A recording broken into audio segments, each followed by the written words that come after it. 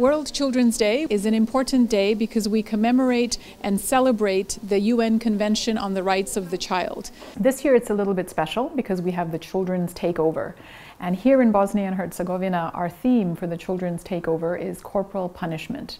We chose this theme because it's an extremely relevant topic for children in Bosnia and Herzegovina. Kažnjavanje djece je kod nas na neki način norma pri odgoju, te mi smatramo da je to nešto apsolutno pogrešno i da se time ugrožavaju prava djeteta kao takva i ljudska prava generalno. Jer ako odrasli nema pravo da udara odraslog, zašto bi odrasli imao pravo da udara dijete, jel? Mislim da je jako bitna tema, pogotovo za naše društvo gdje je do neke mjere prihvaćeno tradiciji porodice da se koriste neka forma nasilja za edukativne svrhe u odgajanju djece. I mislim da je ovo stvarno ključna tema da vidimo da to nije prava i da to nije ispravna metoda edukacije djece. Unfortunately, we know that about 55% of children between the age of 2 and 14 are experiencing physical punishment from their caregivers or their parents. 55% is a very high number, 1 in 2 children. So for UNICEF and for our partners, we wanted to draw attention to this issue on this very important day. Nažalost, položaj djece u Bosni i Hercegovini je refleksija stanja u društvu i niz faktora negativno se odražava da sve više imamo slučajeva da su djeca žrtve nasilja, da djeca imaju različite poremećaje ponašanja, što rezultira ugrožavanjem porodice kao osnovne ćelije društva. Kad govorimo generalno o podacima u Bosni i Hercegovini, oni nisu za sad zabrinjavajući. Dakle, trendovi nasilja su manje više isti u odnosu na prethodne ove godine. Ono što nas zabrinjava jeste starosna dob djece koja su izložena nasilju i to je nešto o čemu smo i danas pričali. Nasilje nije rješenje za sve jer to doista ima posljedice na dijete, pogotovo psihičke. Ono što mi možemo učiniti je da prvo edukujemo mase. Trebamo da edukujemo šta ne valja, šta valja, kako da promijenimo neke zastarjele tradicije i da krenemo ka boljem sutra. We also need to change the laws that are governing violence against children and child protection more generally. We need to work with all of the decision makers in government to make sure that the government services, the healthcare system, the education system is all transforming in the interests of the child. 3 segmenta za mene kao ombudsmanku i nekoga ko je dužan da osigura implementaciju i zakona i UN konvencije o pravu djeteta. Prije svega je reforma obrazovanja i to mora biti suštinska, ne samo formalna, da se prestanemo baviti formalnim stvarima. Drugi veoma značajan segment je reforma zdravstvenog osiguranja gdje svako dijete, bez obzira na status roditelja, da li su osiguranici, mora imati do 18. godine besplatan pristup zdravstvenoj zaštiti.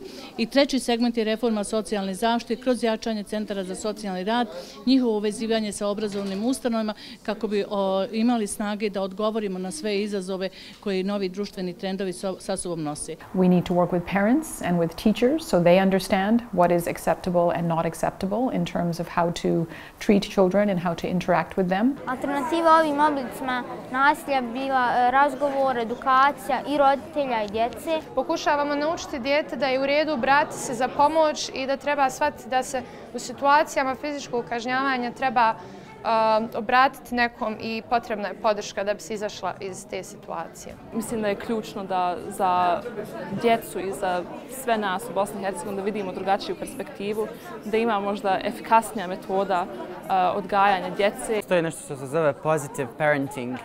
To je metoda pozitivnog roditeljstva gdje se pričom rješavaju problemi. Trebamo pričati s roditeljima, trebamo roditeljima ukazivati na to kakve posljedice ima fizičko nasilje, kako to utječe na psihu jednog djeteta. Jer dijete svoju personu gradi od tih nekih, ajde da kažem, godina djetinjstva, nekih 5. 6. godina. Tad dijete počne da gradi svoju ličnost i dijete pamti ono kako su ga roditelji odgajali i on će sutra tako odgajati dijete.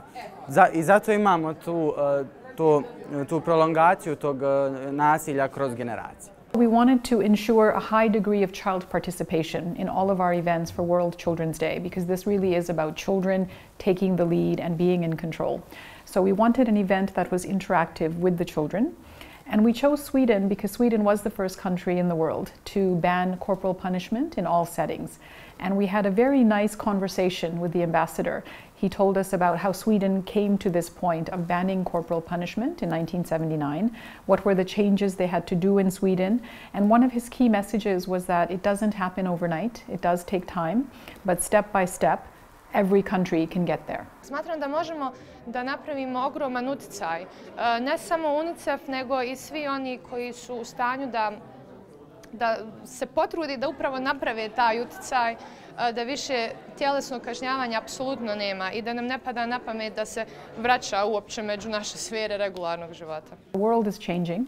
And some traditions, frankly, are not really traditions. They're just behaviors that some of us adults are perhaps unwilling to change because it's easier for us. And we now have research, we have data, we have evidence that shows how terrible of an impact violence, corporal punishment can be on children. Not just in the minute that you hit the child, but for the life of the child. So with all of this evidence and knowledge and information, my question is, how can we not change what is a habit, not a tradition? I think that Bosnia and Herzegovina absolutely can make this change. We have inspiration from countries like Sweden. Many countries are making the effort to do so. So we are not alone, but we need to take action. The time is now.